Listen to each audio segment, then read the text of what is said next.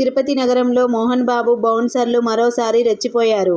ఆయన విద్యా సంస్థల దగ్గర ఉన్న రెస్టారెంట్ను బౌన్సర్లు ధ్వంసం చేశారు. యూనివర్సిటీకి చెందిన 4 విద్యార్థులు టీ తాగేందుకు హోటల్కు వెళ్లి తిరిగి వస్తుండగా బ్యాగ్ తగిలి టీ సాసర్ కప్పులు పగిలిపోయాయి. అయితే డబ్బులు చెల్లిస్తున్న విద్యార్థులను రెస్టారెంట్ సిబ్బంది దుర్భాషలాడారు. ఈ విషయం తెలుసుకున్న మోహన్ బాబు విద్యా సంస్థలకు చెందిన బౌన్సర్లు రెస్టారెంట్కు వెళ్లి యాజమాన్యంతో గొడవపడి అద్దాలు, ఫర్నిచర్ ధ్వంసం చేశారు. ఈ ఘటనపై హోటల్ నిర్వాహకులు తీవ్ర అసంతృప్తి వ్యక్తం చేశారు.